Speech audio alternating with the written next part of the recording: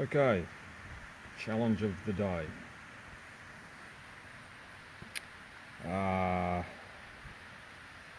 Where to start? Right. Guess we'll start on this pain in the ass fucking thing.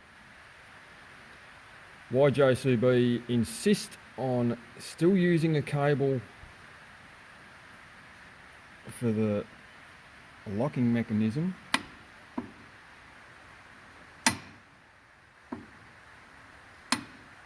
for the bloody pickup hitch is beyond me, but I'm not overly keen on the damn thing because it can be quite tricky to get it to disengage at times, especially when you're a bit on the tired side. So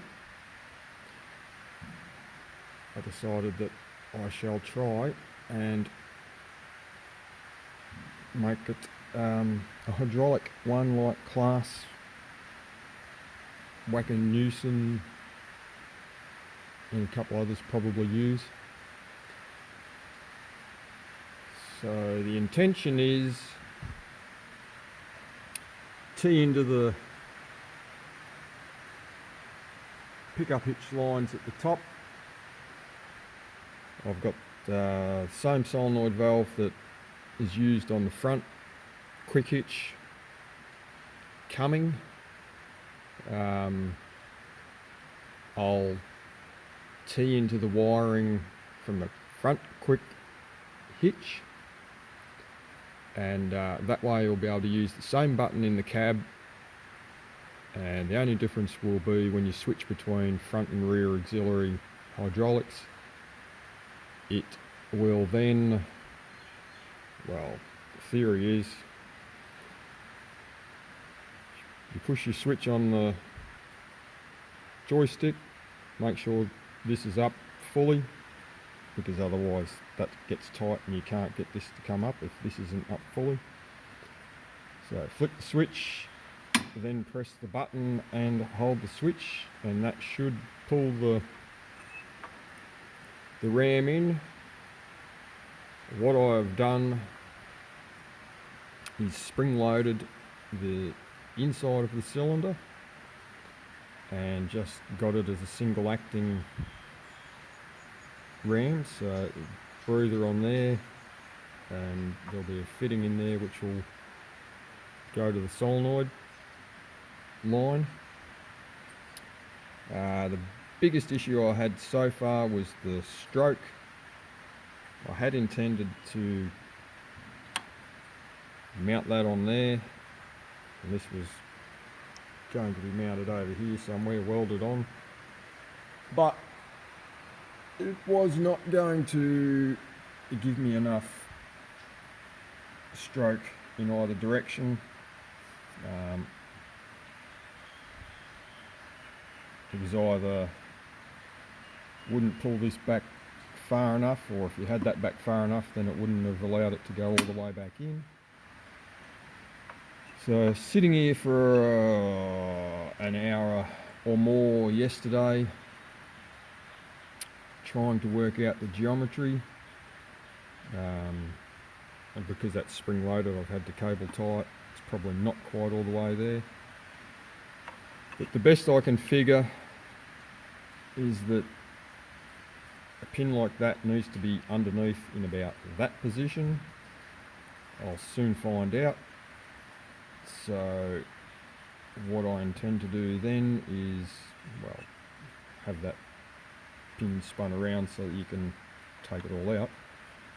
Weld that end, whether I grind that flat, weld that end underneath here and mount the ram onto it that way.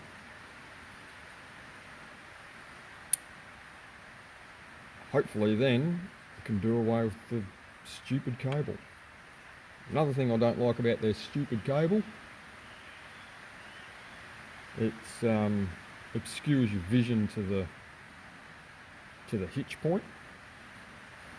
If you're going to put a cable on and you're going to still rely on a mirror up there, that mirror that you have to look in from there to there to there, why the hell wouldn't you put the cable on the bloody other side? You could have put it on this side. So anyway, there'll be minimal welding onto anything on the frame. I made that yesterday, welded that lug on, took that bolt out, put that back in, so that that piece there just bolts in, bolt and unbolts. The only welding that I will have to do will be, and I can take that entire mechanism off, weld that on properly. So worst case it doesn't work, there's no great loss, there's nothing welded to anything, there's bugger all pressure on here. This is spring loaded, meant to be anyway. When you release your cable, it's meant to do that. The springs do get crap back in here occasionally, and it'll stick open like that. So I'm hoping by spring loading the ram and having that spring loaded that even if I have to put another couple of beef the springs up, at least it should, the hydraulics should pull it up okay, as opposed to doing it with the cable. So if it all works, probably knock that off and leave the cable there, but just poke it down on the inside of the frame somewhere. So, fingers crossed. I'll give you an update later. Rightio. Got the pin welded on. Excuse the bit of bird shit weld from the back side of it.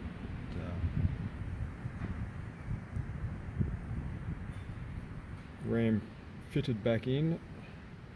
Now it's probably easier to get it on the side, but in theory,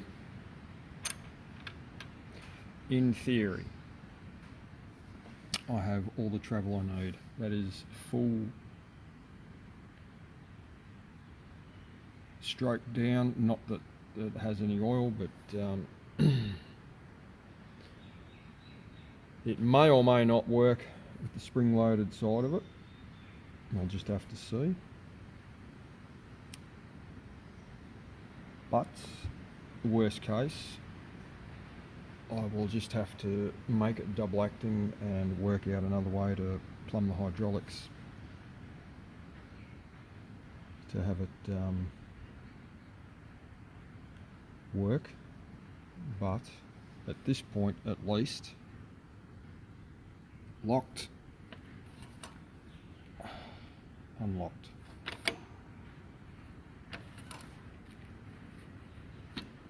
That's full stroke up, which is as far as it allows you to go anyway.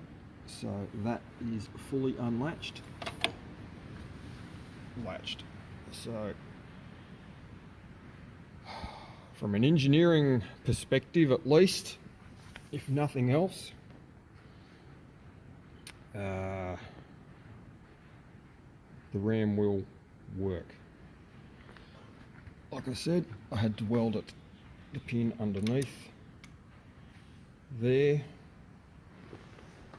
because if I used that lug and had it there, when it went up, it was only about halfway off the pins for being unlocked, so can't use a lug of any description welded to the top like that, which is how I was going to do it, because it didn't give you enough travel when that went up.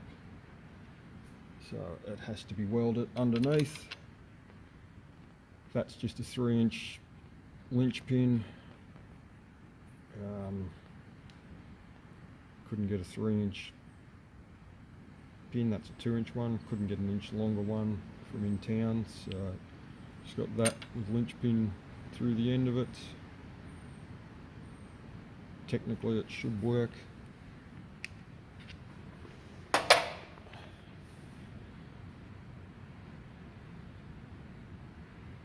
So now it is just a matter of hooking up the hydraulics. And like I said, whether the spring-loaded part works, whether I need to increase the spring on either side. There's one there and there's one down in there. They are what the cable system relied on, returning the mechanism back to the locked position anyway. So if I strengthen those springs, I've already got 1.5 springs inside the cylinder.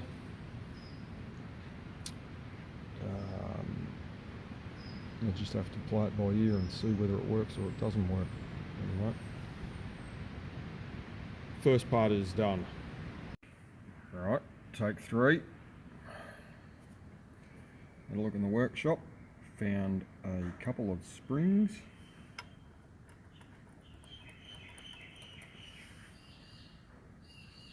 They are, well, only needed 1. There was 2 of them, but perfect fit on the outside of the rod. Still spring loaded inside. That I put in the vise and very carefully compressed it to full compression. Being a lot thicker wire spring, means it has a lot more resistance, but because this will be hydraulically operated, that will not matter one bit at all. So full compression was virtually the exact measurement that I needed. So we'll endeavour to squeeze both of them if we can. Oh, it's a bit hard to do one-handed. Oh, in fact, it's getting virtually impossible to do one-handed. And I can't hold on to this with no hands. But it works. It will work. When that is fully compressed, this will still open, but as you can see, it should give it enough resistance to spring back. So technically, I think from the engineering point of view that is accomplished.